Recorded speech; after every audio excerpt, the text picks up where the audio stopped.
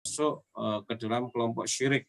Ya, maka orang sombong itu meskipun sedikit tidak akan masuk surga, diancam oleh Rasulullah seperti itu.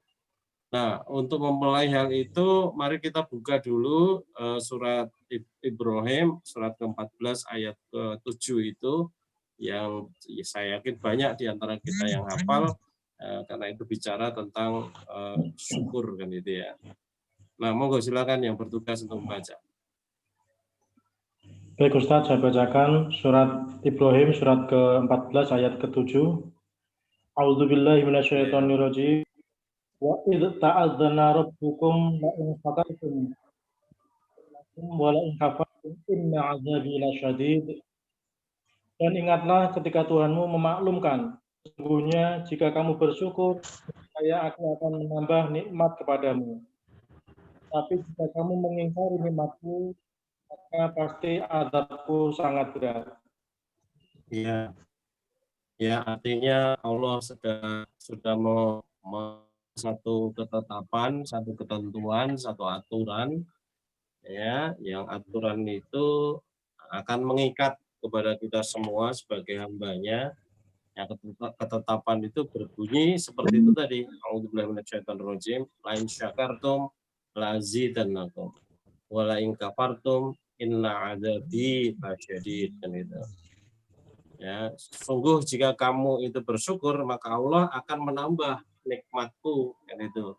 Lazidannakum, akan menambah nikmat Allah kepada mereka orang-orang yang bersyukur itu, kan itu. Nah, ini kan sederhana, artinya seharusnya untuk mendapatkan kebahagiaan yang terus-menerus tanpa putus itu kan menjadi sesuatu perbuatan yang sangat sederhana. Kuncinya hanya satu saja, bersyukur, kan itu. Karena ketika bersyukur tadi itu kemudian akan ditambah nikmat kita, ya, akan terus bertambah. Artinya setiap saat orang beriman itu akan senantiasa kenikmatan demi kenikmatan itu karena rasa syukurnya kepada Allah, kan itu. Jadi sangat sederhana sekali kan itu. Ya, bersyukur kan itu. Akan tambah nikmatnya gitu. Ya, apa aja kan gitu. Ya, saya bersyukur terhadap Islam sebagai agama samawi, sebagai agama yang diridhoi oleh Allah, kemudian kita dalam bentuk bersyukur itu kita kemudian mengamalkan Islam ini dalam kehidupan sehari-hari, ya, di samping kita akan mendapatkan hasilnya muaranya orang yang sadar membawakan diri kepada Allah dengan tulus, ya, kita juga akan dari waktu ke waktu kita akan mendapatkan kenikmatan itu, kenikmatan yang berasal dari Allah, dan bahkan ya kenikmatan karena bersyukur itu adalah kenikmatan yang paling tinggi, kenikmatan spiritual yang sudah berkali-kali kita bicarakan, ya, ya, jadi secara sederhana gitu loh. Dari sejak awalnya kita berbicara umpamanya saja ketika kita melihat Islam, ya, loh kok Islam itu gimana? Nabinya itu tiba-tiba datang aja di tengah padang gurun Arab Saudi dan sebagainya di situ. Padahal nabi-nabi sebelumnya itu kan tidak pernah ada yang datang di situ, tidak pernah lahir dari situ seorang nabi pun. Kok tiba-tiba ini ada seseorang yang kemudian mengaku sebagai nabi kok kemudian diakui oleh banyak orang, ya, dan bahkan diikuti tuntunannya oleh miliaran manusia di dunia ini, kan gitu. Ya. Mereka yang berpikir seperti itu kan kemudian merasa aneh. Ya, tadinya nabi-nabinya dari kebangsaan Yahudi, tiba-tiba kok ini nabinya berasal dari orang Arab, ini aneh banget, ini bukan satu keturunan dari orang-orang Yahudi, kan gitu. Dalam pandangan yang sempit kan seperti itu. Ya. Maka dalam konteks itu gitu ya, Rasulullah itu kan memberitahu kepada kita, ya, tidak perlu kita berkecil hati terhadap komen-komen yang seperti itu. Ya, kalau kita itu mudeng tentang Islam, kita akan bahagia, akan menghibur diri kita dengan apa yang disampaikan oleh Rasulullah kepada kita. Ya, Rasulullah itu mengatakan bahwa inna masdi wa masalah anbiya min qabli kama sali rajulin. Ya, sesungguhnya perumpamaanku dengan para nabi sebelumku itu bagaikan seorang laki-laki.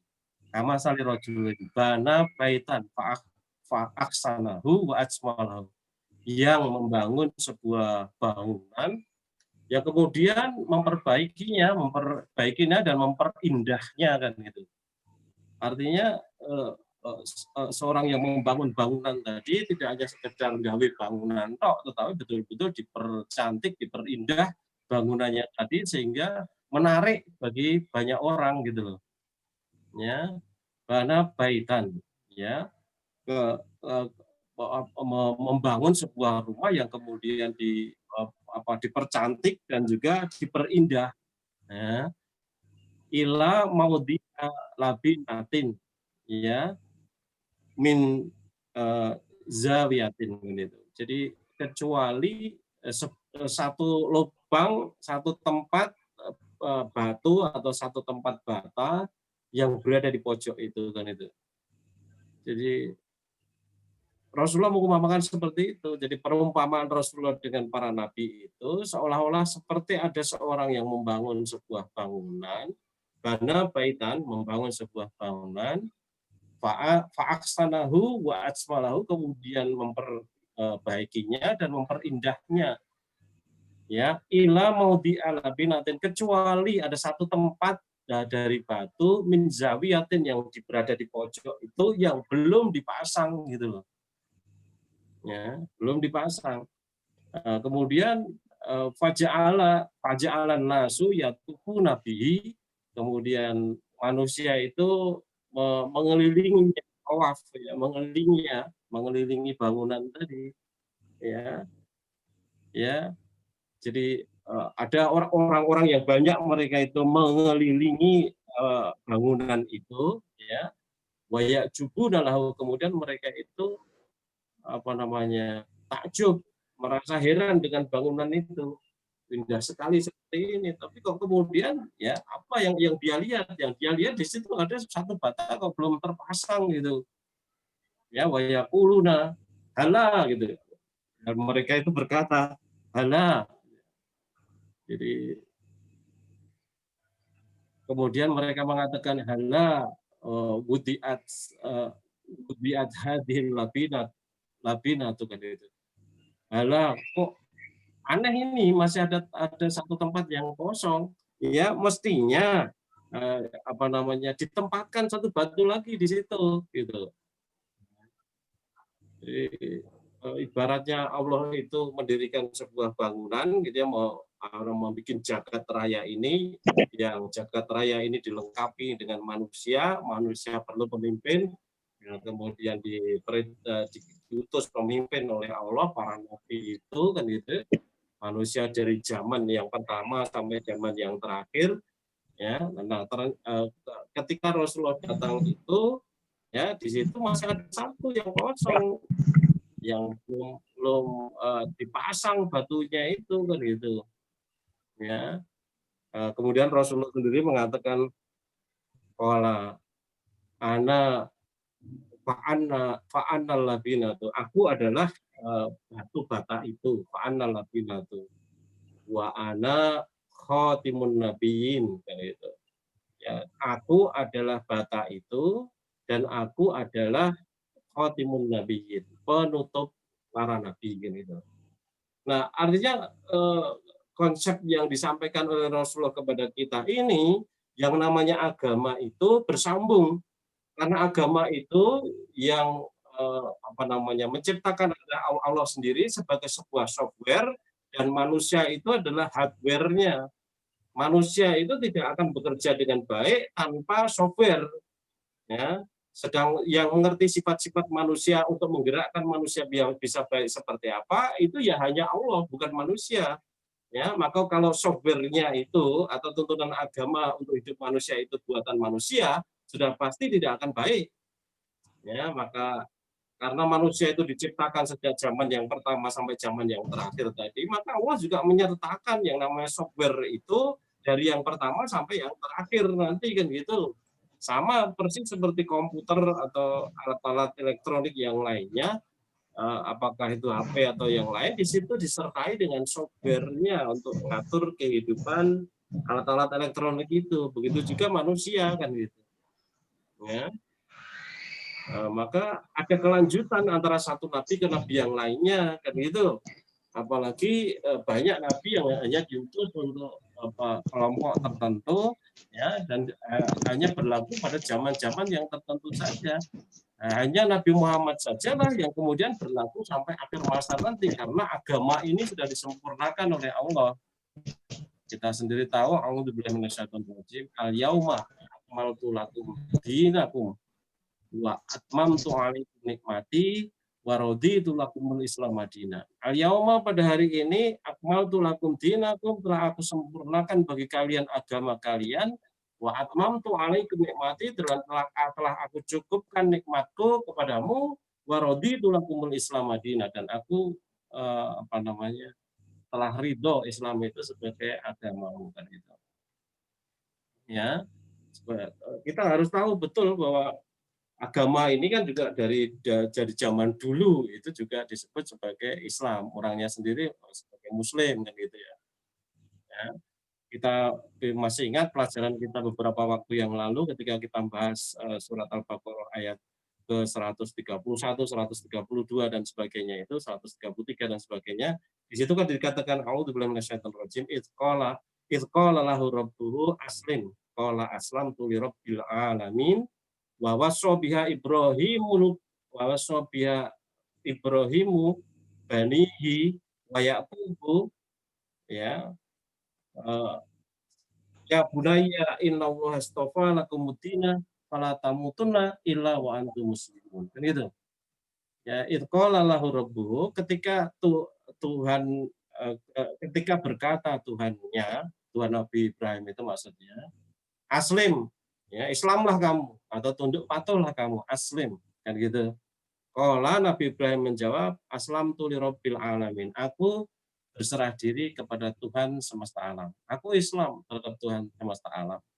Ya, kemudian wa wasobiha Ibrahimu banihi wa Yaqubu, dan kemudian Nabi Ibrahim dan juga Nabi Yakub itu berpesan kepada putra-putra mereka itu, ya bunaya, wahai anak-anakku, innallaha astafa lakumuddin, sesungguhnya Allah telah memilihkan kamu agama, fala tamutunna illa wa antum muslimun, dan janganlah kalian mati kecuali kalian dalam keadaan berserah diri kepada Allah, kan itu.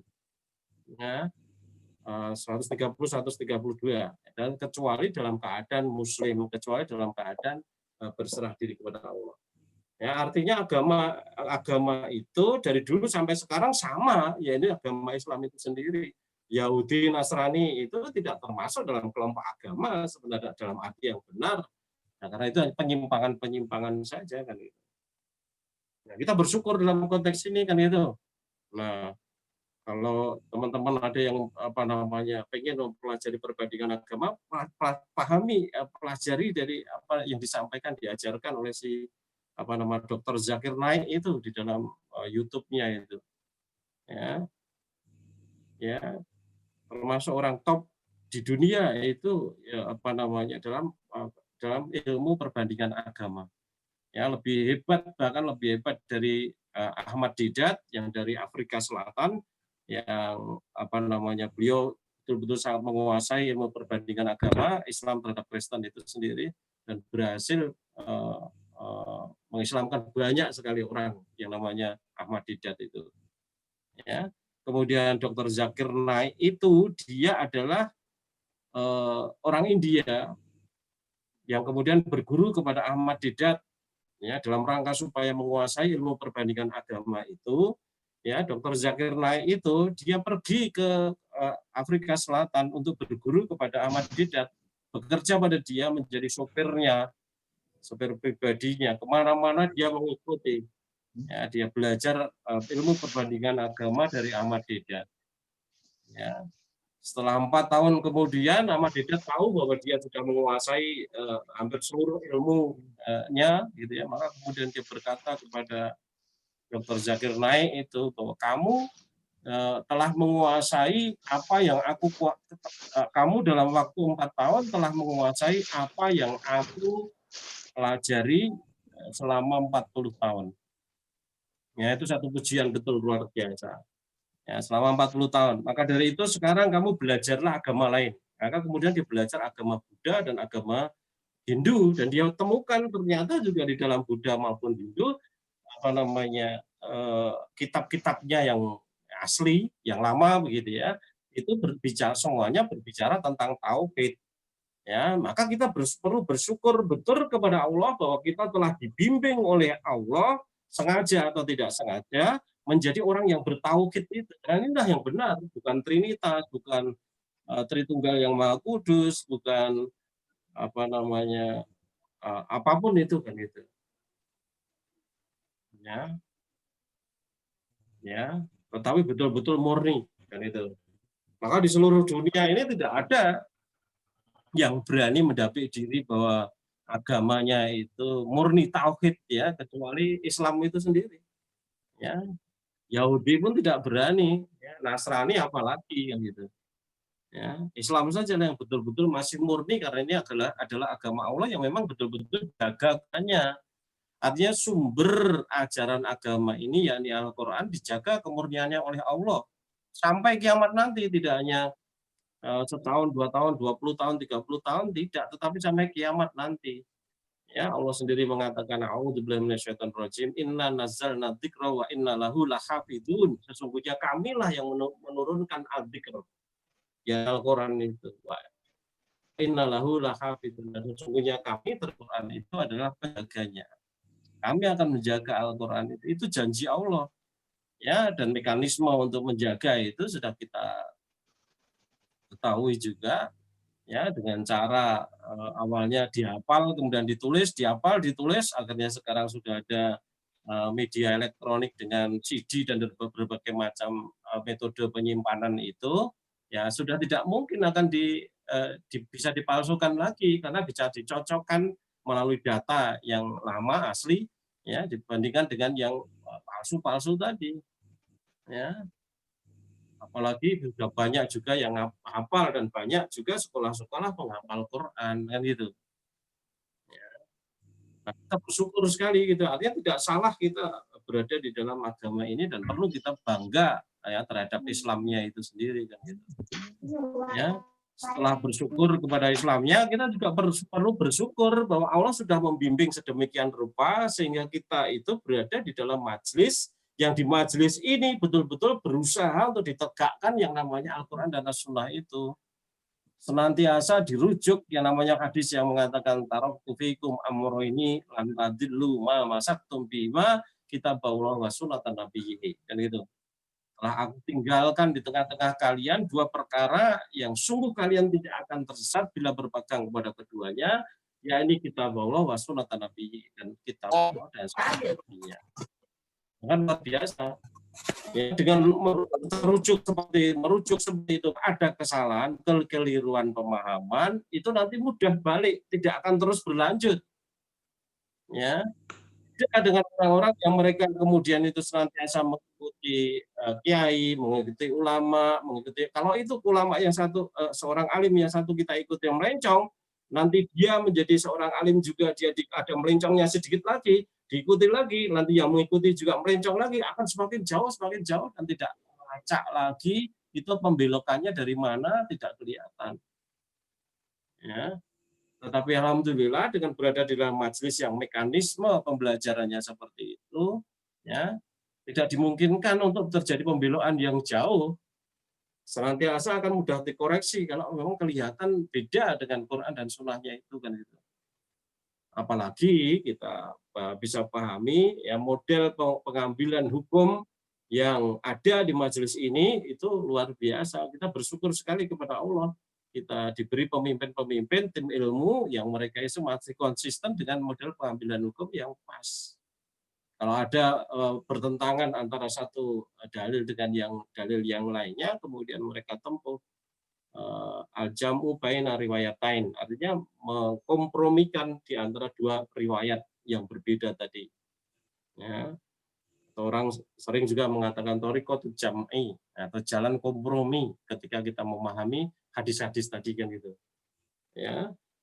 beberapa waktu lalu ketika siaran di Rakosa, ada seorang yang saya mengidentifikasi dia dari kelompok orang lain, sering bertanya dengan bahasa yang halus, tetapi sebenarnya berusaha untuk memojokkan kita.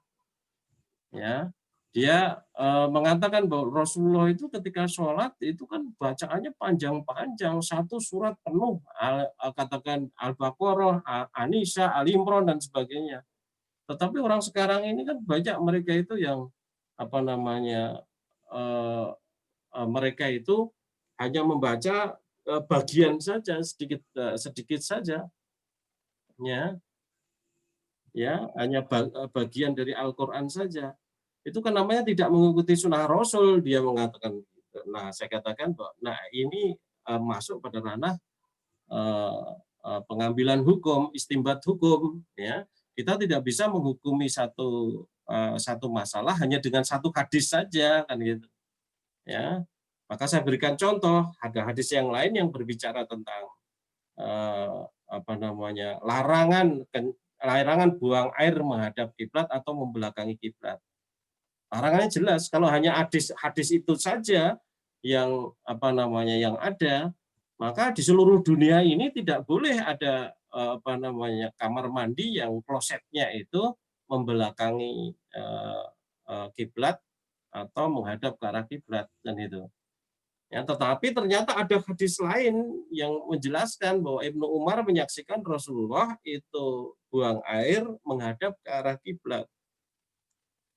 Nah, ini kan nampak seolah bertentangan satu dengan yang lain, maka kemudian diadakan kompromi di antara dua riwayat ini. Komprominya bagaimana? Akhirnya ulama berkesimpulan bahwa berarti yang dilarang untuk menghadap kiblat itu buang airnya kalau memang antara orang itu dengan kiblat tidak ada pembatas, kan gitu. Ya, kalau sudah ada pembatas, ya di tembok misalnya itu di dalam kamar mandi ya enggak apa-apa membelakangi atau menghadap kiblat.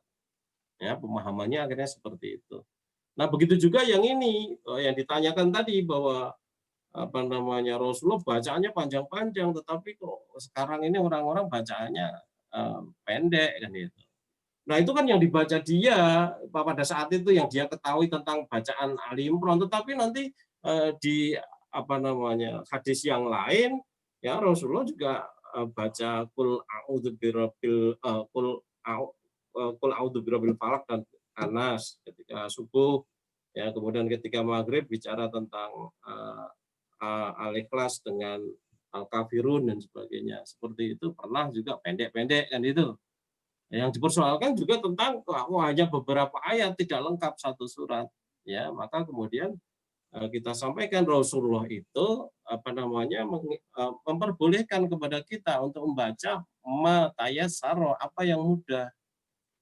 Ya, dari ada hadis dari umirna anak ro'a bi fatihatil kitab wa ma tayassaro, kan itu. Kami diperintahkan untuk membaca Fatihatul Kitab, yakni Al-Fatihah itu pembuka kitab, yakni Al-Fatihah, wa ma tayassaro, dan apa yang mudah, kan itu. Maka apa yang mudah itu bisa dimaknai ya surat yang pendek atau beberapa ayat dari surat itu, kan itu. Ya, nah inilah model kompromi seperti ini. Kita bersyukur kepada Allah seperti ini, sehingga kesimpulan-kesimpulan kita insya Allah lebih mendekati kebenaran daripada hanya mengambil satu, dua atau sebagian dari ayat-ayat atau hadis yang berkenaan dengan itu. Ya, maka meskipun kita berbeda di dalam memahaminya, di dalam pemahaman dengan banyak kelompok yang lain, katakan dalam masalah isbal, dalam masalah jenggot, dalam masalah musik dan sebagainya, tetapi kita lebih mantap diri, ya lebih percaya diri, lebih bersyukur kepada Allah, gitu ya, karena pengambilan pemahaman itu sudah mencakup seluruh hadis-hadis yang berkaitan dengan topik itu sendiri, tidak membuang satu di antara mereka. Karena membuang satu itu berarti kita sudah ingkar kepada hadis, ya, mengingkari hadis itu.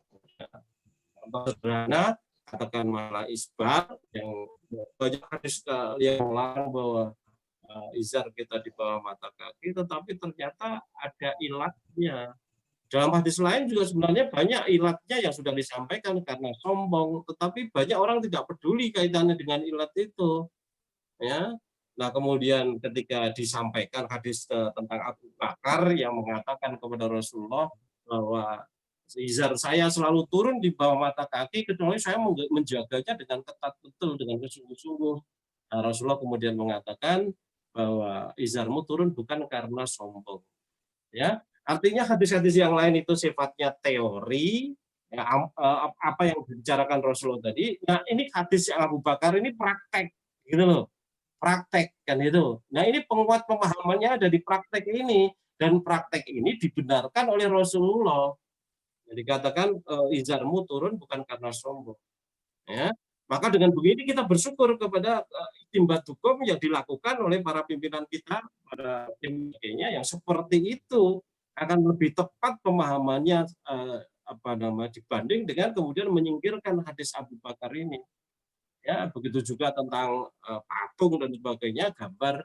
Kalau gambar itu kan 2 dimensi, kalau patung itu kan 3 dimensi, sehingga sama sebenarnya itu. Ya, larangan-larangan untuk menggambar yang bernyawa dan sebagainya banyak sekali di situ.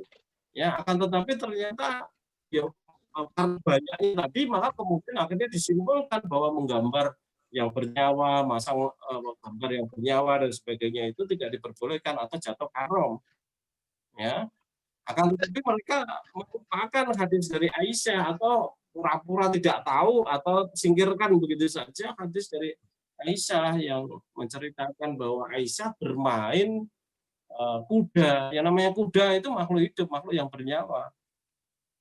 Ya.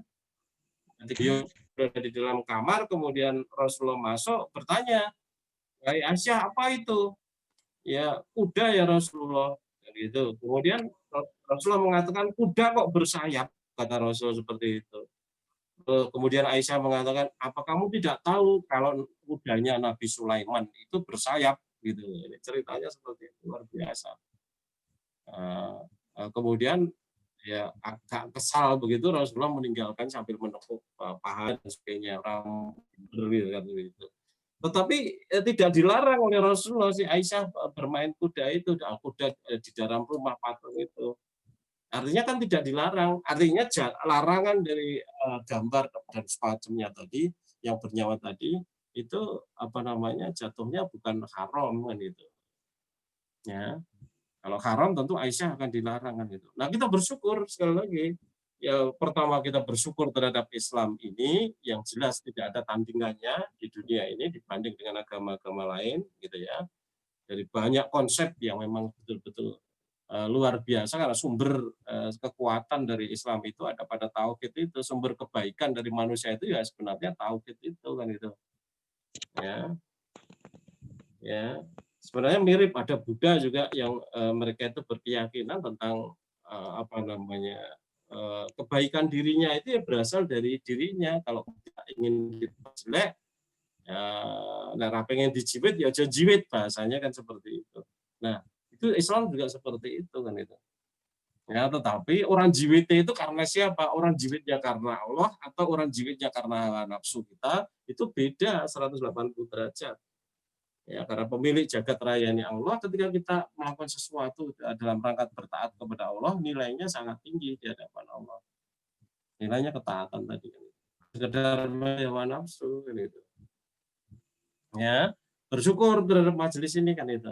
Nah, kemudian ketika kita dilibatkan, kebetulan dipercaya dilibatkan oleh majelis ini di dalam perjuangan ini, apakah sebagai pengurus, apakah itu pengurus perwakilan pusat, perwakilan cabang, atau kelompok dan sebagainya, atau aktivitas-aktivitas ekstra yang lain yang ada di Majelis Tafsir Al-Quran, apa SAR, apa Satgas, apa radio atau yang lainnya dan sebagainya, ya, atau sebagai guru daerah dan sebagainya, ujung tombak dakwah itu, ya kita juga harus bersyukur dalam konteks itu. Maka bersyukur kenapa? Ya, kenapa? Iya, karena dengan cara seperti itulah Allah itu membuka kesempatan kepada kita semuanya untuk senantiasa hidup di dalam ketaatan. Ya, sehingga mereka-mereka yang jadi pengurus itu harus bersyukur kepada Allah bahwa Allah telah memberi amanah kepada dia untuk mengurusi umat itu, maka tunaikan dengan baik. Kan gitu. Ya. Ya. Jadi ada hadis yang menjelaskan kepada kita semuanya bahwa ma min abdin yastarihillahu syai'an ya yamutu wa yauma yamutu wa huwa ghusun li ra'iyatihi harramallahu alaihil jannah.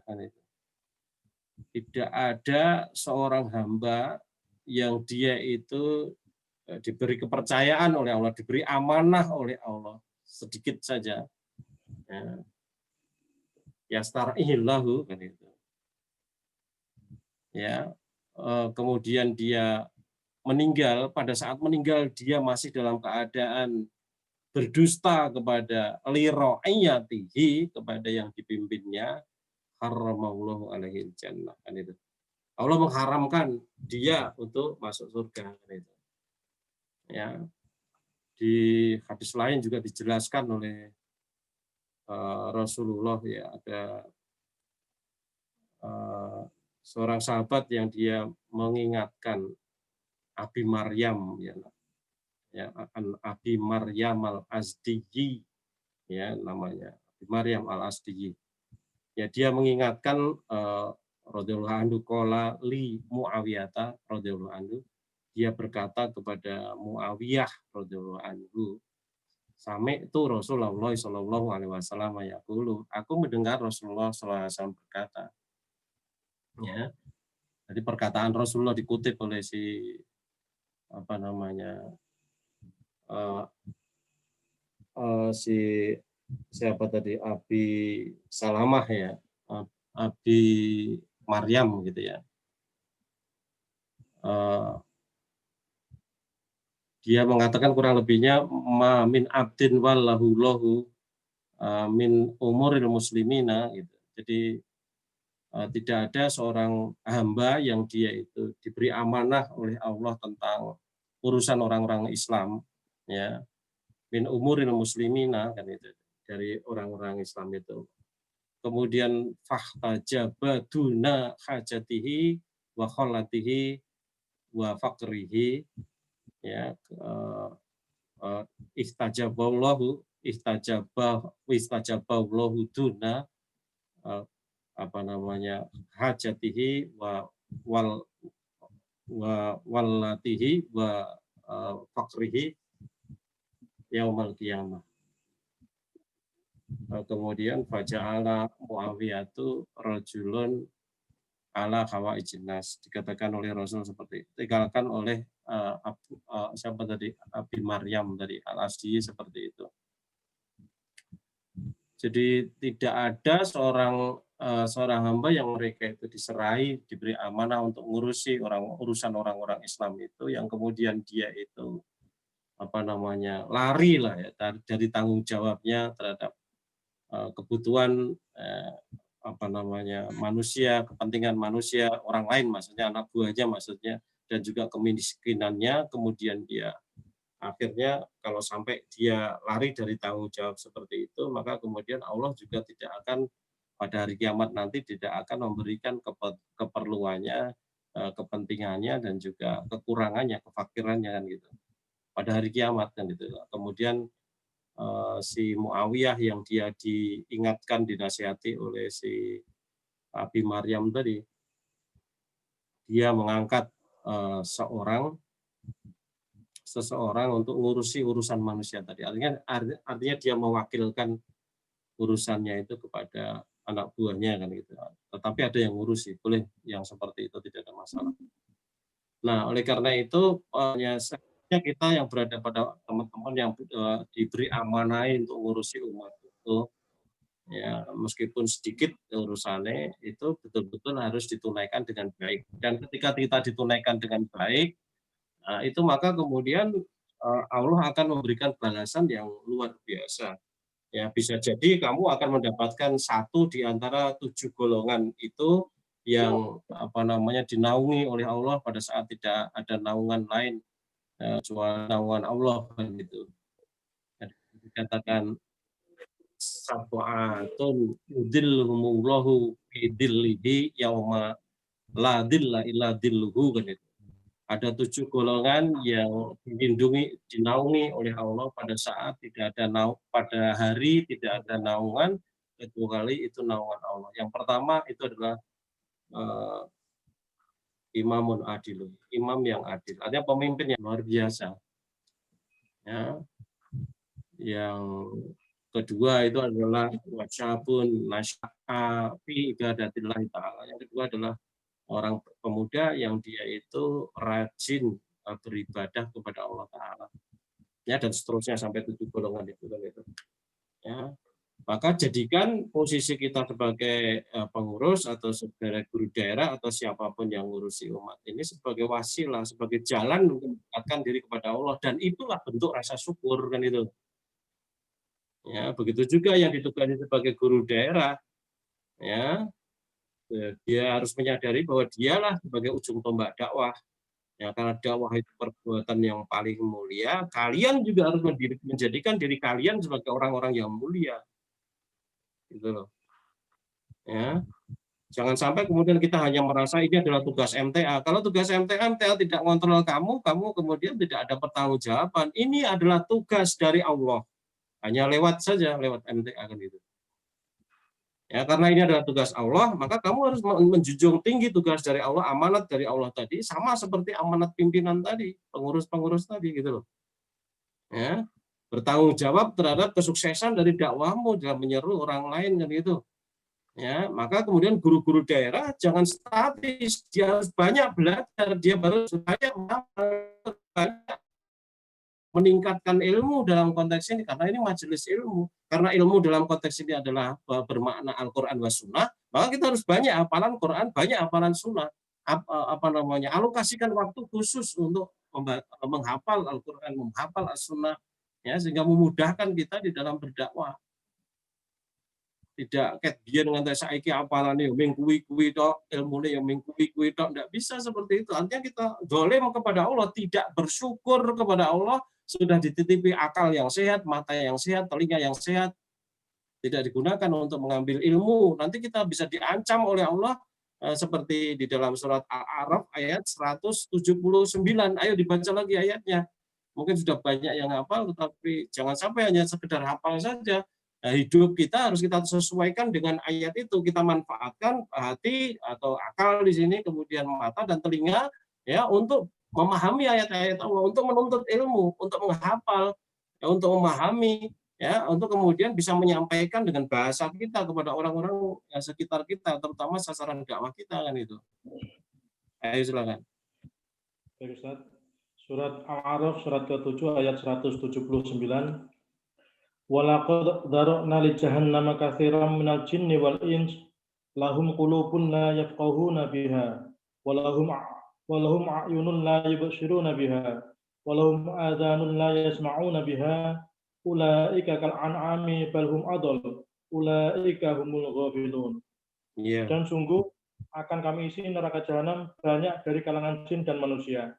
Mereka memiliki hati tetapi tidak dipergunakannya untuk memahami ayat-ayat Allah. Dan mereka memiliki mata tetapi tidak dipergunakannya untuk melihat tanda-tanda kebesaran Allah. Dan mereka mempunyai telinga tetapi tidak dipergunakannya untuk mendengarkan ayat-ayat Allah. Mereka seperti hewan ternak, bahkan lebih sesat lagi. Mereka itulah orang-orang yang lengah. Ya, jangan sampai kita menjadi orang yang lengah. Kalau kita lengah, kita dinilai oleh Allah seperti binatang ternak, bahkan lebih sesat, bahkan lebih parah daripada, lebih bodoh daripada hewan ternak itu sendiri. Nah, supaya tidak lengah, kita mensyukuri, kita harus bersyukur, mensyukuri mata kita untuk membaca ayat-ayat Allah itu, baik ayat kauniyah maupun ayat qauliyah, Quran ini. Nah, tidak hanya sekedar membaca saja, ini Ibu Buti tidak ngerti maknanya, tetapi juga harus berusaha untuk mengerti maknanya, karena kamu punya tugas untuk menyampaikannya kepada orang lain dengan makna yang benar kan gitu. Ya, kemudian berikutnya juga tidak hanya sekedar mengerti maknanya kemudian menyampaikan maknanya sesuai dengan itu, tetapi harus didukung oleh hafalan-hafalan yang bagus. Harus berusaha untuk menghafalkan. Wah, apa yang ngapalke Pak ini semennya dawa penayate dan sebagainya. Masih lebih berat di neraka kekal selama-lamanya kita harus menanggung kehinaan itu dibanding rekoso-rekoso ngapal ke ayat Quran maupun hadis di dunia ini. Tidak ada apa-apanya. Dan kalau kamu sungguh-sungguh di dalam menghafalkan, nanti Allah akan mempermudah, akan diberitahu oleh Allah trik-triknya menghafalkan dengan baik, dengan cepat dan sebagainya. Itu Allah akan memberikan yang seperti itu. Allah tahu kesungguhan kita dan Allah tahu meresponnya dengan baik kan itu.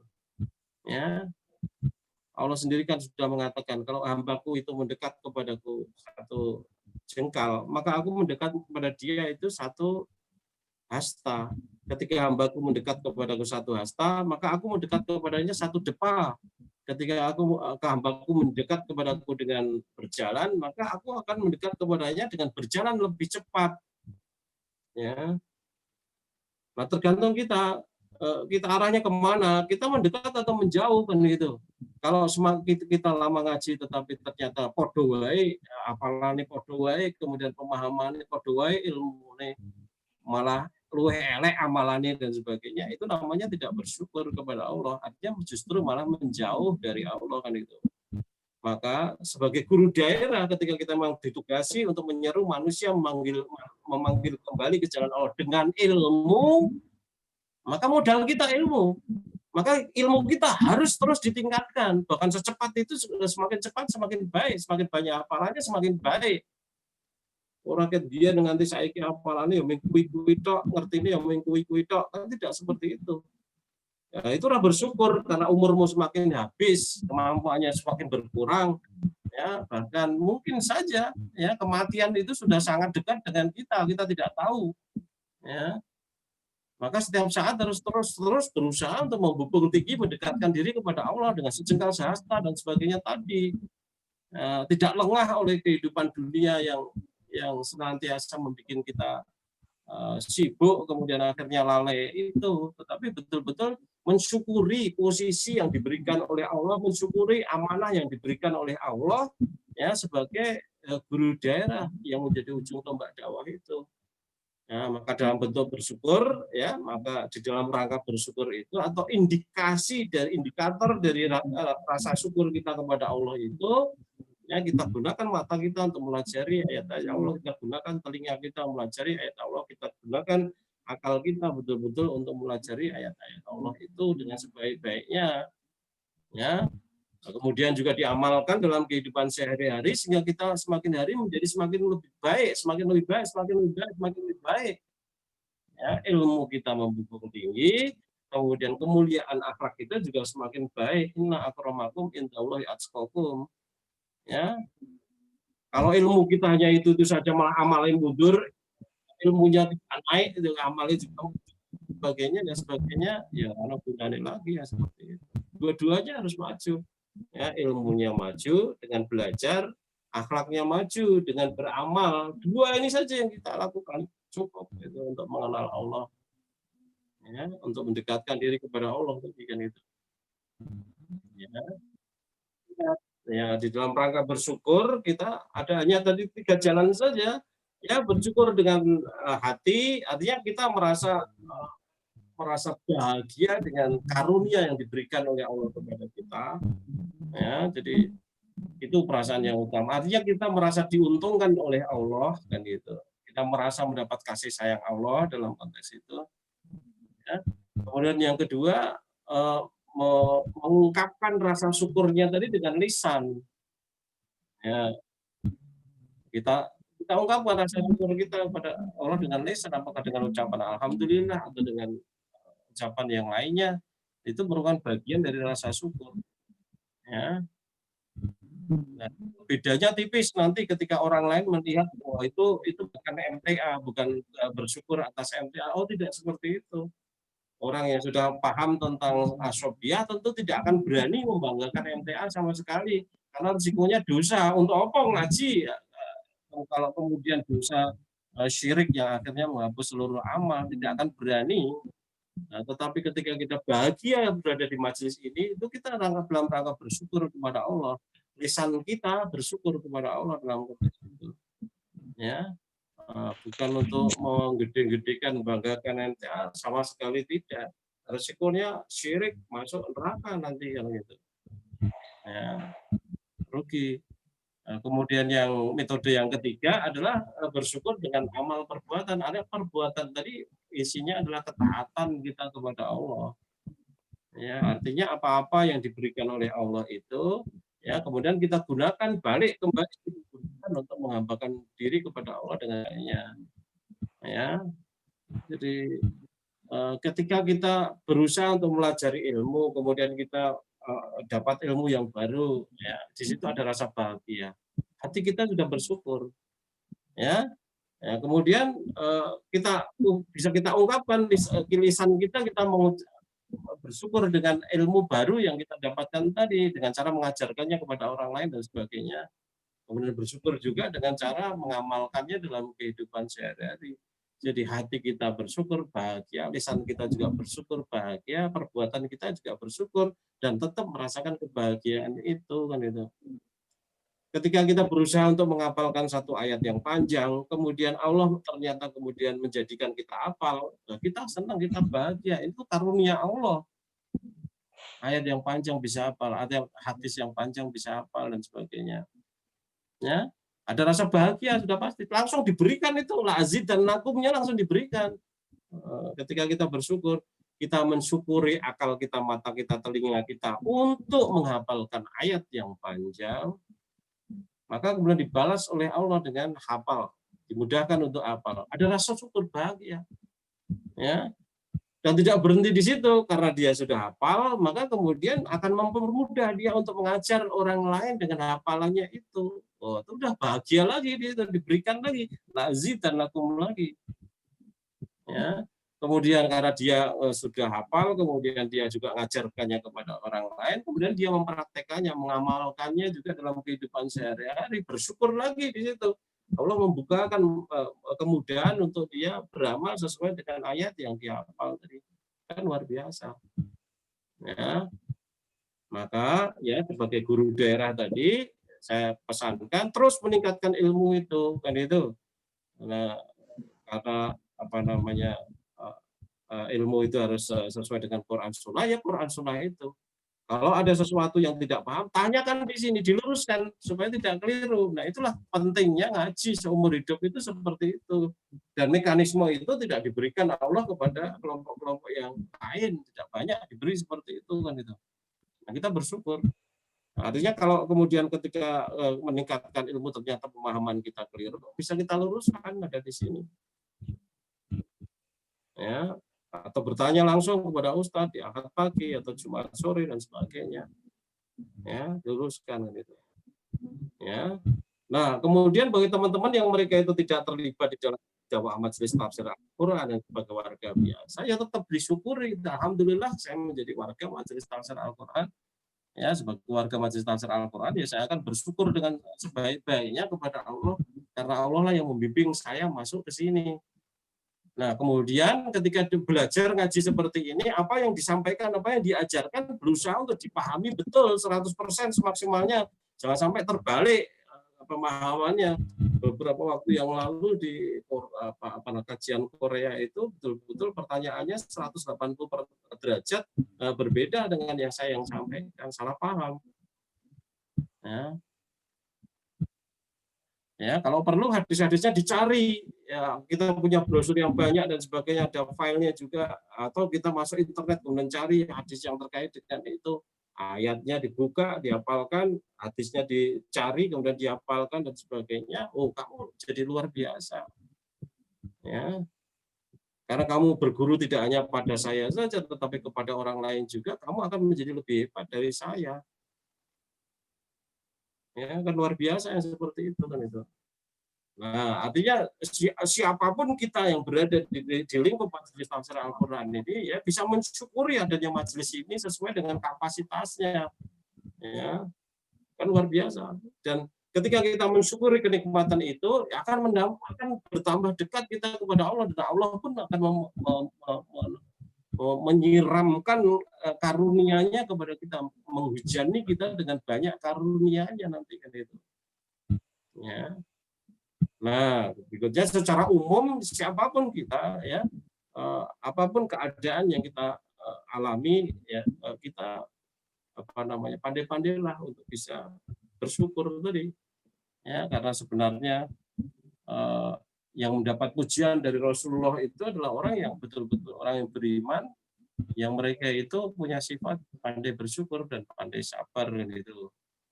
Ya, ajaban di amril mukmin, sungguh menakjubkan urusan orang beriman itu, inna amrohu kullahu khairun gitu. Sesungguhnya urusannya ini inna amrohu kullahu khairun, sesungguhnya urusannya itu semuanya baik. Ya, walaisadzaka illa lil mukmin, dan tidak ada yang seperti itu kecuali untuk orang yang beriman. Ya. Jadi orang beriman itu dikatakan Rasulullah sebagai orang yang betul-betul menakjubkan.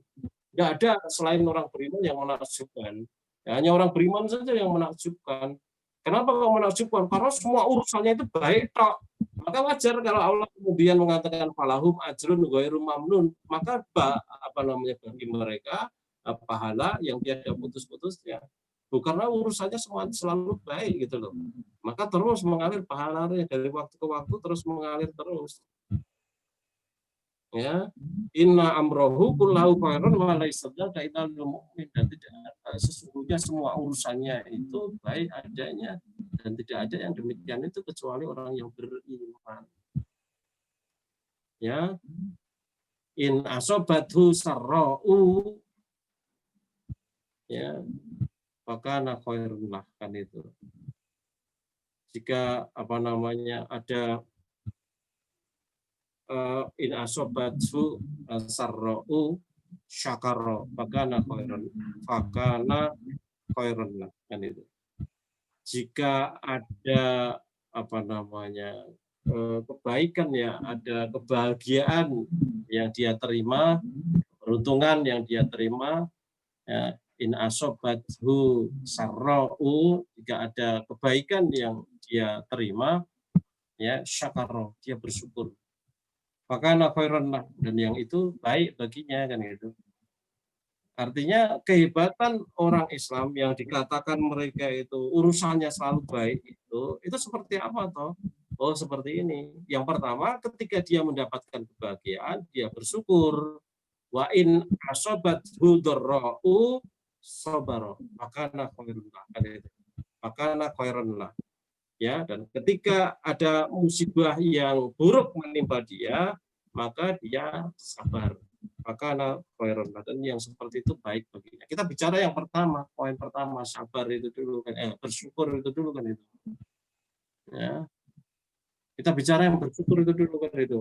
Nah, perlu kita membimbing diri supaya senantiasa bersyukur gitu. Menyadari bahwa apa-apa yang berada di sekitar kita, apa-apa yang telah diberikan oleh Allah kepada kita itu luar biasa hebat. Ya. Ya. Maka kita terus perlu bersyukur, ya.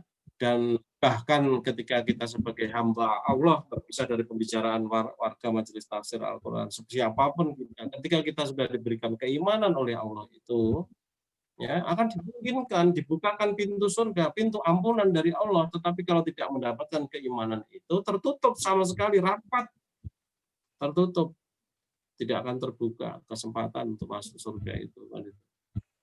Ya.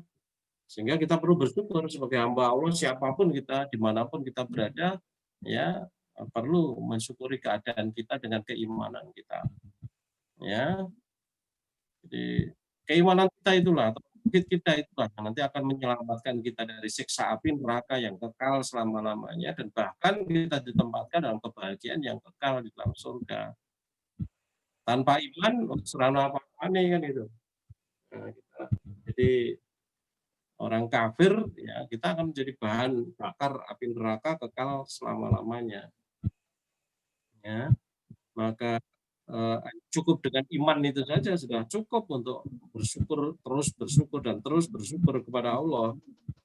Apalagi kita menjadi orang yang beriman dan terus ngaji, terus istiqomah di dalam meningkatkan ilmu dan juga keimanan kita itu sepanjang masa. Karena dengan begitu kita dijamin oleh Allah menjadi manusia yang istiqomah. A'udzubillahi minasyaitonir rajim. Innal ladzina qalu rabbunallahu tsumma istaqamu tanazzalu alaihimul malaikatu alla takhaufu wa la tahzanu wa absyiru bil jannati allati kuntum tu'adun. Sesungguhnya orang-orang yang mereka itu berkata Rabbuna Allah, Tuhan kami adalah Allah, maksudnya sesungguhnya orang-orang beriman itu mastaqamu dan kemudian beriman terus meningkat keteguhan imannya tadi ya tatanazzalu alaihimul malaikatu, malaikat akan saling turun silih berganti membisikkan ke dalam hatinya la takhufu wa la tahzanu, jangan sampai kamu takut dan jangan kamu sedih. Wa absyiru bil jannati allati kuntum tu'adun, bahkan bahagialah dengan surga yang dijanjikan oleh Allah kepada kamu. Artinya di dalam hati kita, kalau kita itu sebagai orang yang beriman, ya, kemudian kita sudah bertobat, berhenti dari perbuatan maksiat, ya tidak menyentuh perbuatan maksiat itu, bahkan kemudian kita terus berusaha untuk banyak beramal soleh, mendekatkan dalam rangka mendekatkan diri kepada Allah tadi, sejengkal, sedepat, sehasta, sedepat, dan seterusnya tadi, orang yang seperti itu akan bahagia, artinya karena ada janji Allah untuk mengampuni, akan ada janji oleh Allah dari Allah untuk membukakan surga, masukkan kita ke surga, bahagia dia. Nah kalau bahagia, rasa takut, rasa cemas, rasa sedih dan sebagainya tidak ada. Ya, nah, kenapa takut? Saya tidak berbuat maksiat. Kenapa sedih? Kalau sesuatu yang sudah terjadi ya sudah terjadi, itu kan sudah jadi takdir Allah, ketetapan Allah. Yang penting saya ambil pelajaran yang baik saya lakukan, yang jelek saya hindari kan. Sehingga tentrem, artinya orang yang istiqomah itu bahagia dia. Ya, maka wajar kemudian Allah berkata, nahnu auliyaukum fil hayatid dunya fil akhirah, kamilah penolong pelindung mereka fil hayatid dunya, dalam kehidupan dia di dunia, fil akhirah dan kehidupan akhirah. Luar biasa. Allah menjadi pelindung orang yang istiqomah, orang beriman kemudian istiqomah. Kita bersyukur seperti yang saya sampaikan. Artinya kita sedang membina diri kita menjadi orang-orang yang senantiasa beristiqomah. Artinya kita mengundang pertolongan Allah, mengundang perlindungan Allah. Berjanji di situ tidak hanya di dunia sini saja Allah di akhirat nanti ya, di saat tidak ada naungan tadi, tidak ada naungan kecuali naungannya Allah, Allah akan menaungi kita. Ya, jadi dari satu sisi saja ketika kita bicara tentang bersyukur, orang sudah akan kelihatan arahnya kemana, bakalnya menjadi apa, muaranya seperti apa sudah kelihatan. Ya, maka wajar kalau Rasulullah kemudian mengatakan ajaban inna amrohu kullahu khairun wa laisa dzaka illa lil mu'min. Luar biasa. Ya. Dan dulu pernah saya sampaikan juga, di dalam memanage hati, ya di dalam memanage hati untuk menikmati kebahagiaan yang berasal dari Allah tadi, kita bisa merubah keadaan yang harusnya sabar menjadi bersyukur. Contohnya sederhana, orang-orang yang sakit, ya secara fisik dia menderita, ya secara sensual dia itu mendapat kebahagiaan yang sifatnya negatif, kan itu. Ya, tetapi Rasulullah memberikan kabar gembira bagi orang-orang yang sakit, ya, yang mereka itu sabar terhadap apa yang musibah yang ditimpakan oleh Allah kepadanya, ya, maka kemudian Allah berjanji akan menghapus dosa-dosanya. Maka ketika sakit dia akan bahagia, artinya dia berubah dari rasa sedih menderita yang harus disabari menjadi perasaan bahagia karena akan mendapatkan ampunan dari Allah, dimasukkan ke surga. Sehingga seandainya harus mati dalam keadaan sakit, dia bahagia karena pintu surga terbuka bagi dia karena keimanannya dia. Karena sifatnya tadi yang dia mensyukuri apa yang diberikan oleh Allah kepadanya, janji-janji Allah tadi. Ya. Nah, oleh karena itu teman-teman semuanya, ayo mumpung kita masih diberikan sisa usia oleh Allah, ya, yang amat sangat bermanfaat ini, berguna ini, gitu kan. Nah, jangan sampai kemudian kita menyia-nyiakan, tidak bersyukur. Kalau kita tidak bersyukur, maka dikatakan oleh Allah tadi, wala in kafartum inna adzabi lasyadid. Seandainya apabila kamu itu kemudian kufur, artinya tidak syukur dengan nikmat Allah itu, apakah itu nikmat mata, nikmat telinga, nikmat akal, nikmat kesehatan dan sebagainya tadi, maka kalau tidak bersyukur ya kemudian akan diazab oleh Allah dengan azab yang pedih. Naudzubillah min dzalik. Ya. Nah, monggo sekarang kita tingkatkan kualitas keimanan kita, juga kualitas keilmuan kita, ya betul-betul di dalam rangka mensyukuri ya karunia kita semuanya. Nah, mudah-mudahan gitu ya, kebahagiaan demi kebahagiaanlah yang akan kita nikmati ketika kita memang senantiasa bersyukur kepada Allah dengan hati kita, dengan lisan kita, maupun dengan perbuatan kita. Ya. Nah, begitu saya kira Mas Sartono apa yang bisa kita bicarakan pada malam hari ini di dalam rangka berbicara tentang poin ke-12 dari sifat manhaj dakwah Rasulullah SAW, yakni bersyukur atas keberhasilan. Kalau ada sesuatu yang mau disampaikan atau ditanyakan, silakan.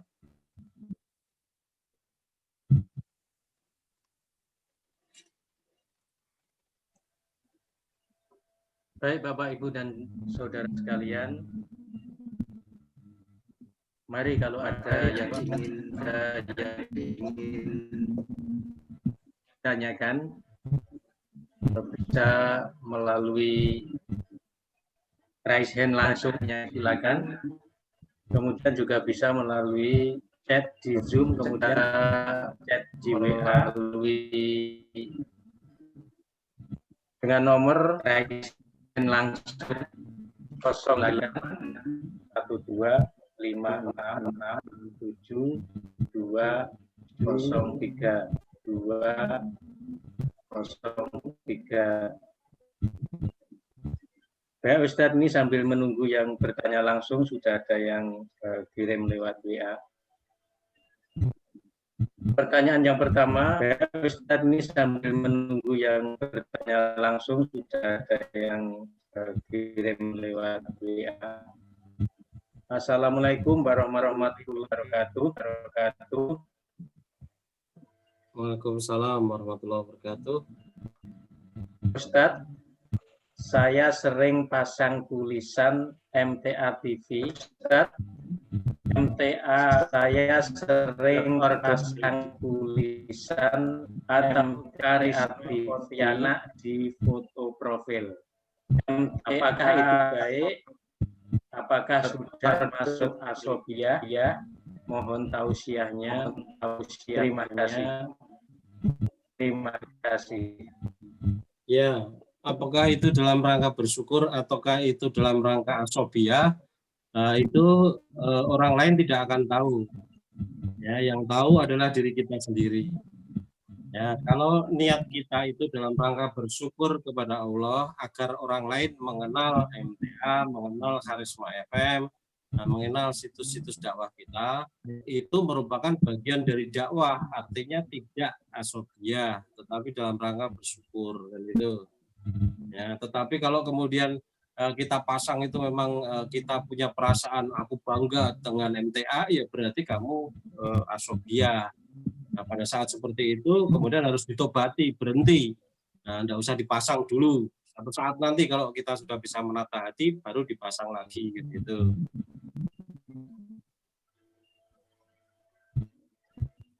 Nah, ada orang yang tidak tahu apakah itu cuma bersyukur ya, tetapi yang tahu adalah diri kita sendiri. Indikatornya kalau kita itu memasangnya di dalam rangka dakwah, dalam rangka bersyukur kepada Allah, ada majelis ini agar orang lain mengenal MTA sehingga mendapatkan hidayah dari Allah. Itu yang kedua, Ustadz, tapi kalau kita ini pasang langsung itu dengan perasaan bahwa saya berikan pada Mas Supomo, monggo. Sesuai dengan yang kedua itu belum usah dipasang dulu setelah waktu, ya kasih jeda dulu, toto hati ini supaya bisa lurus niatnya, ya baru kemudian suatu saat lagi ditampilkan lagi. Begitu Mas, mudah-mudahan bisa dipahami.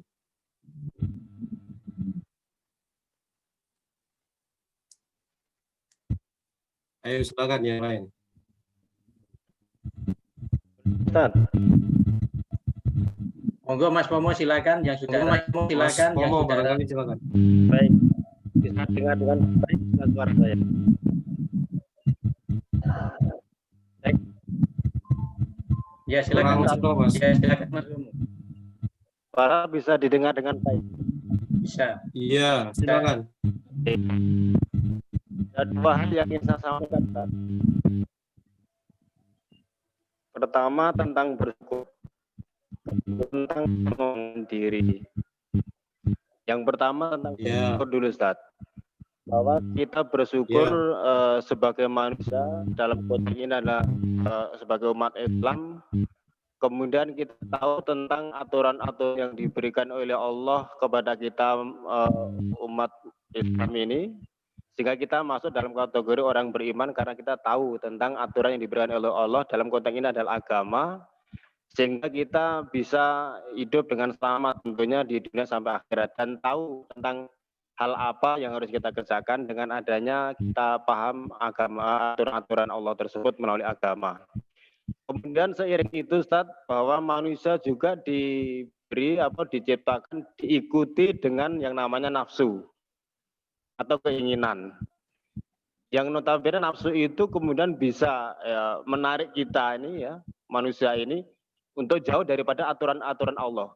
Dengan adanya nafsu juga kan manusia bisa mengembangkan diri karena adanya kemauan. Kemudian manusia bisa berkreasi, inovasi dan seterusnya. Sehingga dengan hasil inovasi itu bisa jadi menjauhkan manusia itu jauh dari aturan-aturan Allah, dari agama Allah kan gitu. Dengan adanya keinginan atau nafsu yang kemudian manusia bisa berkreasi, dan kenyataan seperti itu. Bahkan orang Islam itu sendiri ketika nafsu itu di depan, kemudian ya agamanya, ketaatan agama menjadi jauh gitu Ustaz. Kemudian pelajaran apa yang kita bisa petik dengan Allah berikan ciptakan nafsu ya untuk manusia ini, membawa menyeret manusia itu jauh dari agama gitu. Ini yang pertama dulu Ustaz. Mohon mungkin bisa dijelaskan. Iya, baik. Tadi Panjenengan juga sendiri sudah mengatakan bahwa dengan nafsu itu manusia bisa berkembang, hawa nafsu ya, keinginan diri maksudnya, bisa berkembang pesat kan itu. Bahkan dulu manusia hanya hidup di gua-gua, kemudian bisa membangun gubuk dengan daun-daunan, dengan pohon-pohonan, kemudian bisa membuat bata, semen dan sebagainya, bahkan bisa membuat pencakar langit yang naik 100 lantai, ya bahkan ke bawah juga bisa 100 lantai dan sebagainya.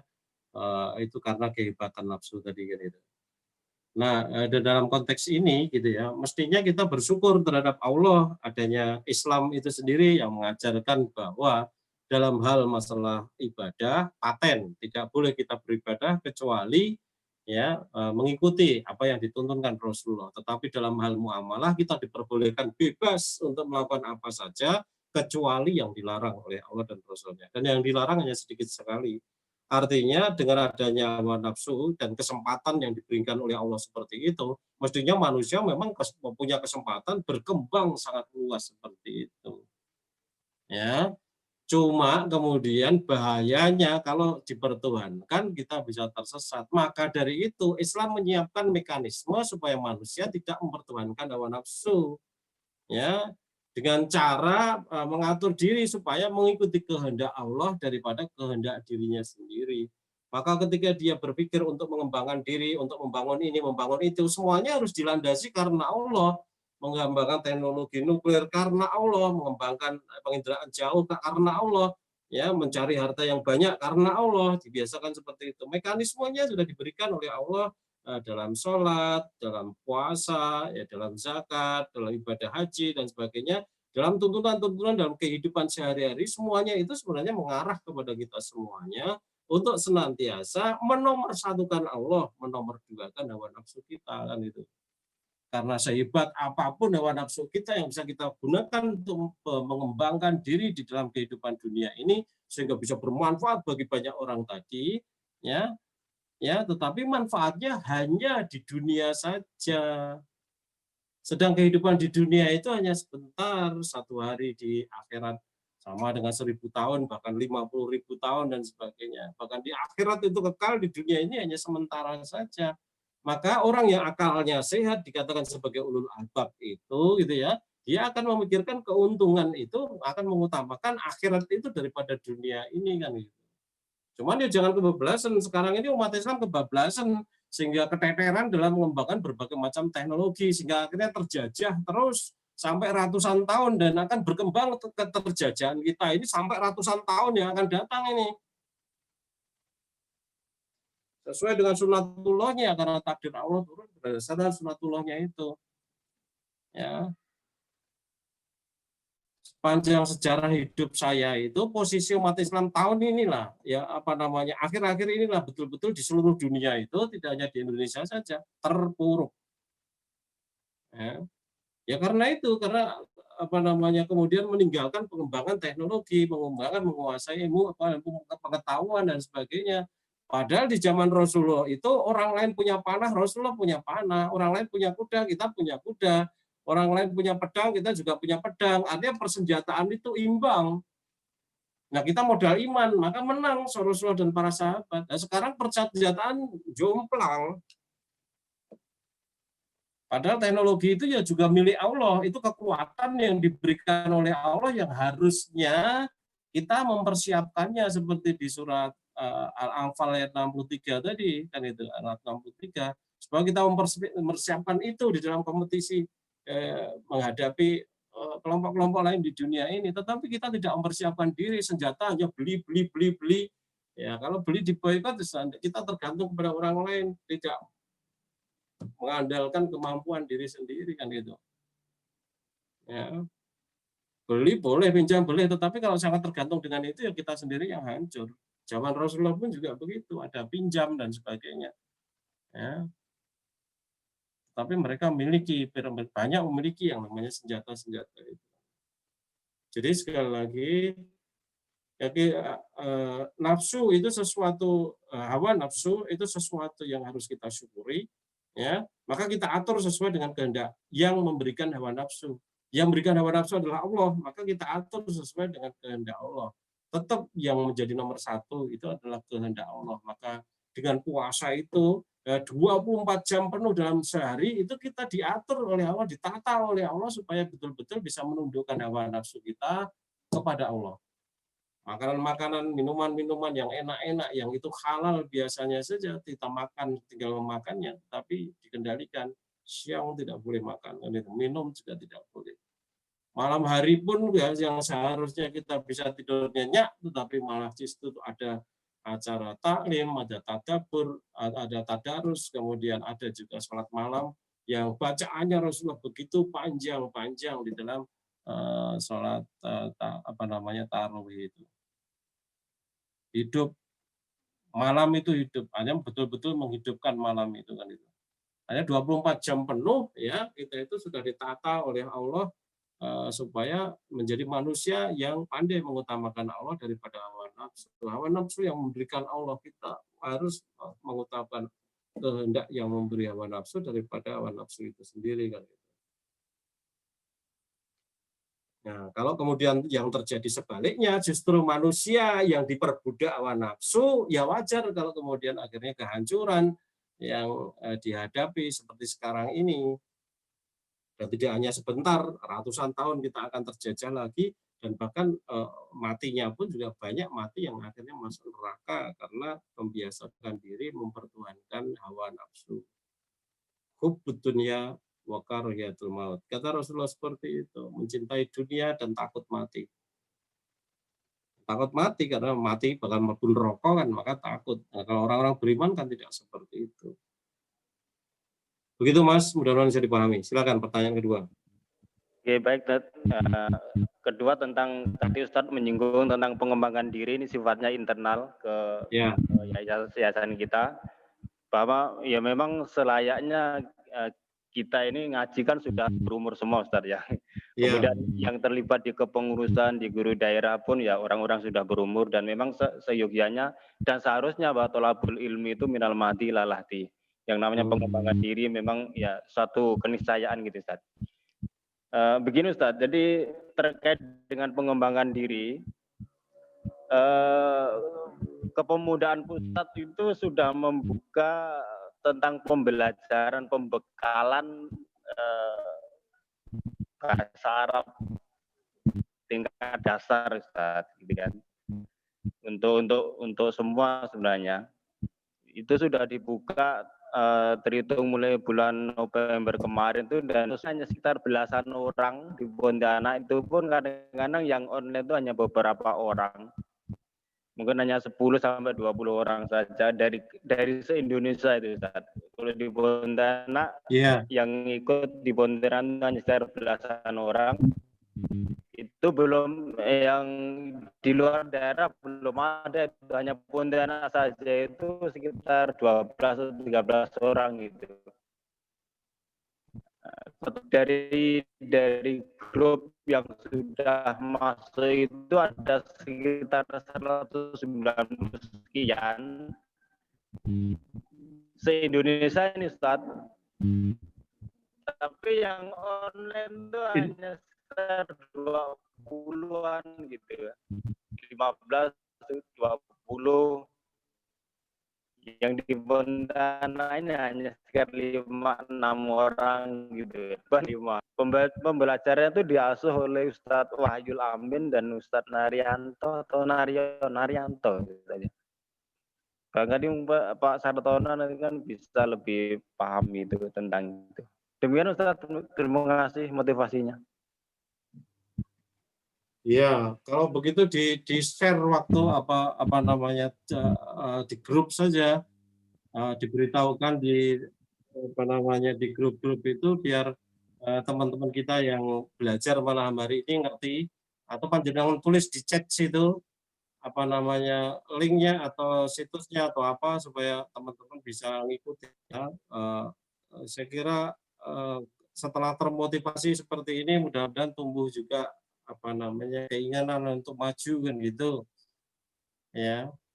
Ya memang tidak harus semuanya karena sudah sepuh tadi tidak harus semuanya belajar bahasa Arab ya, tetapi itu penting sekali kan itu bagi yang masih muda yang masih punya semangat monggo bagus kan itu diarahkan ke sana. Perlu ketua perwakilan itu mengingatkan nugasi sopo sing nom-nom itu kon ikut belajar itu tidak apa namanya menyia-nyiakan potensi yang diberikan oleh Allah kepada kita itu.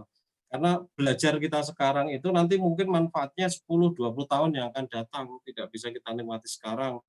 Apalagi belajar bahasa itu kan lama panjang. Apa Mas Pomo yang disampaikan?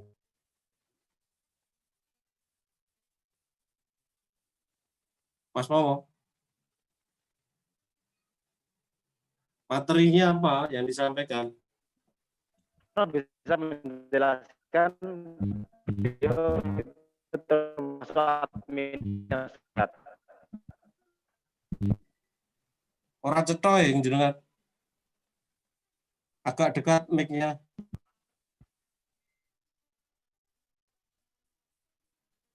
Agak dekat mic-nya. Udah yang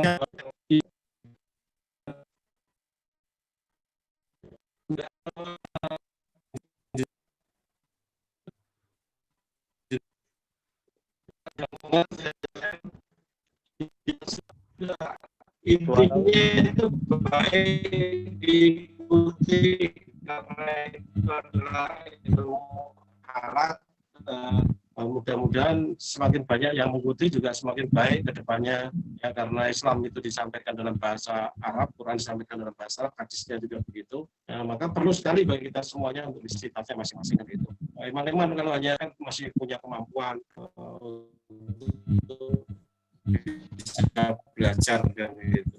Asari dan sebagainya kan masih muda-muda, sama Triadi dan sebagainya kan masih muda itu. Mereka itu ini maka perlu persiapan dari sekarang. Kalian akan tampil nanti kira 10-20 tahun yang akan datang, persiapkan dulu sekarang kan gitu dengan sebaik-baiknya. Ya gitu Mas, saya kira masih ada yang lain. Ini dari chat Ustaz. Saya bacakan. Assalamualaikum Ustaz. Waalaikumsalam warahmatullahi wabarakatuh. Banter Mas.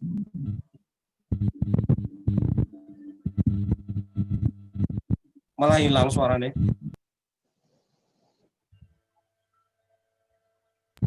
Ayo silakan. Mudah-mudahan Ustaz selalu sehat dan dimudahkan Allah dalam segala aktivitas dalam dakwahnya. Amin, matur nuwun doanya. Mudah-mudahan panjenengan juga dilimpahi oleh Allah keadaan yang seperti itu. Ini Ustaz, suami saya sakit. Yang saya tanyakan, yang diuji Allah itu siapa ya? Itu. Ya, diuji ya kamu, ya suamimu, ya anak kamu, ya kamu sendiri diuji supaya sabar untuk ngurusi suami, diudah bujumu di suamimu, diuji ya sabar ngurusi suami, sabar aku diudah bujumu di orang mari tak pagat jare rabang suwi itu gersuro, roro dan sebagainya diingatkan supaya sabar. Ya, karena kalau sabar nanti dosa-dosanya juga akan diampuni oleh Allah kan gitu. Nah, sementara kamu sendiri juga harus bersyukur sebenarnya. Kenapa? Karena anakmu loro, bojomu loro, tetapi saya sehat dan itu harusnya bersyukur kepada Allah. Nah, bentuk syukurnya ya, kepada Allah itu kamu gunakan kesehatanmu untuk merawat suami, merawat anak dan sebagainya dengan senang, dengan bahagia. Orang kok malah sok tanya sing orang diuji sopo. Itu kita kan kemudian orang terima ya. Anak-anakmu juga diuji. Anak-anakmu yang sehat diuji, kemudian anak juga diuji, kemudian bapak juga diuji, ya, dipahamkan bagaimana harus bersikap anak-anak itu. Yang sakit kita kan Allahumma shfi wa Allahumma shfi wa Allahumma shfi. Oke, yang lain silakan. Selamat Riyadi itu ngangkat tangan itu, silakan.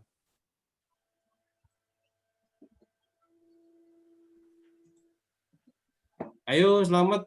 Silakan Mas Selamat. Malah turu. Assalamualaikum warahmatullahi wabarakatuh, Pak Ustadz. Waalaikumsalam warahmatullahi wabarakatuh. Silakan. Suaramu kok beda? Ya, ini dari Ketapang, Pak. Oh ya. Dari Pak Sartono Ketapang.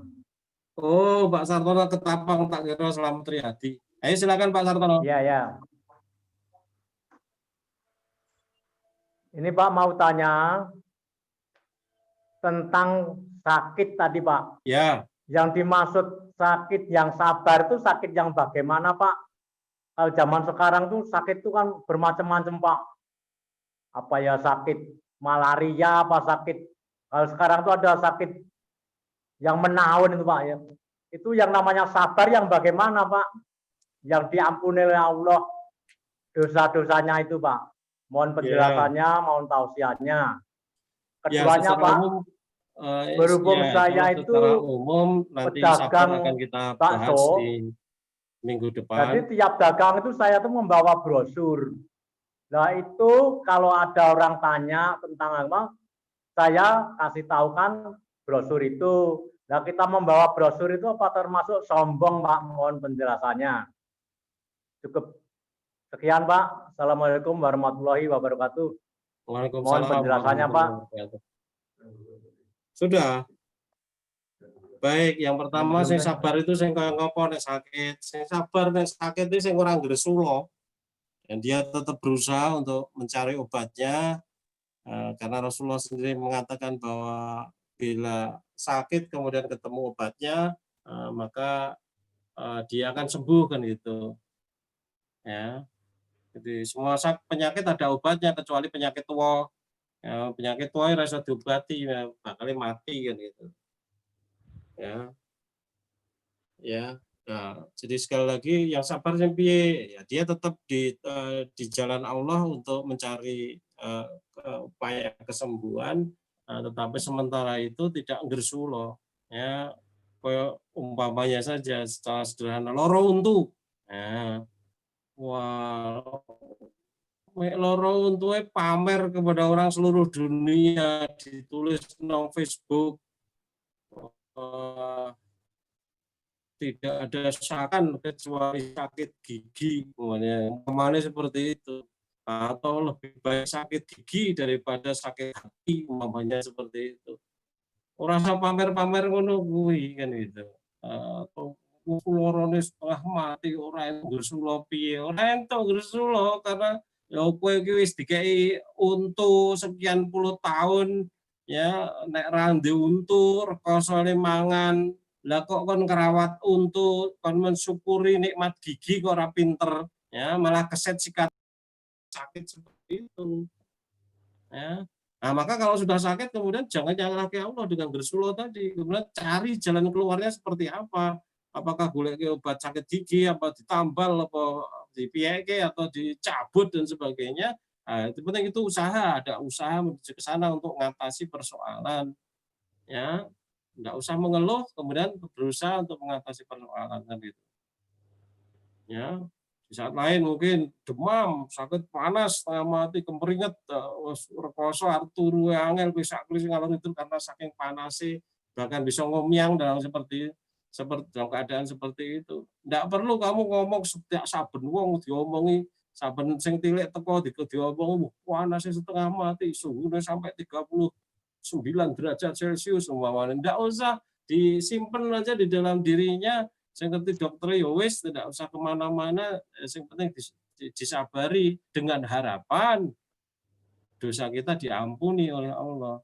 Nah, kalau kemudian kita mau ngomong, mengeluh, mau ngomong kepada orang lain seperti tentang yang seperti itu, kemudian kamu tahan karena Allah, artinya kamu berbuat karena Allah. Artinya kamu berhak untuk mendapat ampunan dari Allah tadi kan gitu. Ya. Orang biasanya itu menengan bareng loro, akhirnya cerewet, kakean cerita ngalor ngidul, kakean ngomong mengeluh ngalor ngidul. Nah, bener ya seperti itu kan itu. Ya, in asobathu dzarra'u sabaro. Maka khairun lah, kan itu. Jika musibah yang buruk menimpa dia, maka dia sabar, dan itu lebih baik pada dia kan itu. Nah, itulah cirinya orang yang sabar, ciri orang beriman seperti itu, sehingga orang beriman itu dikatakan oleh Rasulullah sebagai orang yang menakjubkan. Kalau sakit gersulo orang menakjubkan itu biasa, wong kafir ya iso ngono kuwi, tapi wong kafir tidak bisa ketika dia kemudian sakit kok kemudian dia sabar, ndak iso kafir orang gersulo. Ya, maka yang bisa hanya orang beriman saja. Kalau tidak seperti itu berarti kita tidak termasuk orang beriman. Nah, kalau tidak termasuk orang beriman, ketika orang gersulo matimu ya neraka. Mungkin saja suul khotimah. Maka ini perlu diperhatikan. Ya, yang kedua kemudian kemana-mana bawa brosur, kalau ada orang bertanya itu kemudian diberi brosur dan sebagainya, ya mungkin ada baiknya. Tetapi mungkin juga ada buruknya. Ya. Kok ada buruknya piye wong brosur isine Quran Sunnah. Ya, orang Allah saja mengatakan bahwa yudillu bihi katsira wa yahdi bihi katsira. Ya, Allah itu menyesatkan banyak orang karena perumpamaannya, karena firman-Nya, karena Quran, dan juga memberi petunjuk kepada banyak orang. Nah, brosur juga begitu. Isinya kan Quran Sunnah. Ya, kepada orang yang memang dia membenci MTA, ya dia akan lebih membenci kamu. Orang moco brosure malah dibuang, mungkin malah buntel kacang dan sebagainya, anggulap meja barangkali kan itu. Loro-loro kalau kita melihatnya seperti itu. Ya, tetapi mungkin juga dibaca, dimanfaatkan. Artinya kalau dia memang simpati kepada MTA, mungkin dia akan menghormati brosurnya, kemudian dibaca, diambil manfaatnya. Ya. Maka seharusnya tidak seperti itu. Seharusnya seperti apa? Seharusnya kuasai ilmunya. Ketika dia bicara tentang sesuatu yang sifatnya sederhana, ya sudah dijawab dengan ilmu yang kamu sudah kuasai. Ojo-ojo kalau itu nggo brosur itu mergo wegah maca brosur, wegah belajar brosur, akhirnya ra nguasai ilmune, akhirnya nek ana wong butuh apa-apa sodori brosur. Brosur itu dibikin untuk dipelajari. Dipelajari itu maksudnya dilebokke nang sirah. Ya. Sehingga dengan mlebu nang sirah itu jadi ilmu, kamu bisa berdakwah kepada banyak orang. Orang kemudian kono kayak brosur, kono kayak brosur, kowe dhewe ra mudeng karo brosure. Ya. Nah, saya tidak tahu, artinya yang kamu beri tadi sikapnya seperti apa juga bisa dia dapat hidayah, bisa juga dia disesatkan oleh brosur itu, sama seperti dengan Quran. Tetapi pahami brosur itu dibuat, diajarkan supaya kita belajar mudeng ilmu, sehingga ketika kita mudeng ilmu kita bisa menyampaikannya kepada orang lain. Nah, di samping kita mengamalkan, kita menyampaikannya kepada orang lain sehingga mendukung program dakwah kita. Kita kan lembaga dakwah. Sehingga hakikatnya setiap warga Majelis Tafsir Al-Quran itu dipersiapkan untuk menjadi juru-juru dakwah di mana saja dia berada. Maka tumbuhnya MTA di berbagai tempat itu ya karena adanya orang di MTA di situ satu, kemudian akhirnya yang mempengaruhi yang lain terpengaruh, ada jadi 2, 3, 4, 5. Pontianak itu dulu kan hanya ada satu saja, Mas Sartono itu yang sekarang jadi host ini kan itu. Nah, kemudian akhirnya merembet jadi sekian banyak yang di berbagai tempat terus tumbuh seperti itu, menjalan satu-satu dari pribadi-pribadi tadi, pribadi yang dia berilmu dan mengamalkan ilmunya dan mendakwahkan ilmunya. Pribadi gede brosur ra gelem pelajari ra nguasai ilmune, gimana mau ngamalkan juga. Ra iso ora nguasai ilmune kok ngamalke. Amal itu kan harus didasari ilmu. Ya, maka sekarang kita tidak bersandar kepada brosur untuk diberikan kepada orang lain, tetapi brosur kita pelajari untuk kita, kemudian ilmu yang kita kuasai itulah nanti bisa digunakan untuk mendakwai orang lain gitu. Saya khawatir kalau brosur kayak wong sakarepe kemudian go lak meja buntel bako kan itu jadi ngeri. Begitu Mas, mudah-mudahan bisa dipahami. Masih ada? Yes, Ustaz, sudah jam 10 lebih ini. Oh iya, baik. Kalau ada disimpan dulu pertanyaannya. Mudah-mudahan yang sedikit ini bermanfaat bagi kita semuanya. Hari ini kita bicara syukur, meskipun ada sedikit pertanyaan tentang sabar. Insya Allah minggu depan kita akan bicara tentang sabar secara lebih detail lagi. Mudah-mudahan dengan pelajaran tentang syukur hari ini memberikan inspirasi kepada kita semua untuk jauh lebih banyak beramal soleh, jauh lebih banyak meningkatkan diri, jauh lebih banyak memanfaatkan potensi yang diberikan oleh Allah kepada kita untuk mengembangkan diri daripada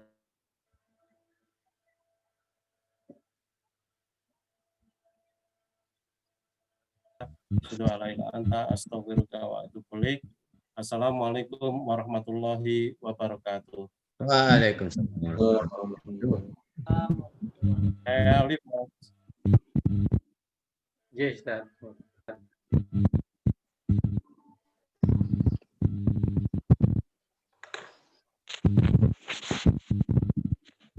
Oke, Bapak, Ibu, dan Saudara sekalian yang banyak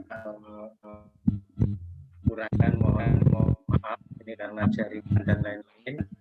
Dan selanjutnya kita tadi di minggu ini pengajian yang akan datang akan lebih itu dari saya Assalamualaikum warahmatullahi wabarakatuh. Mohon ditutup.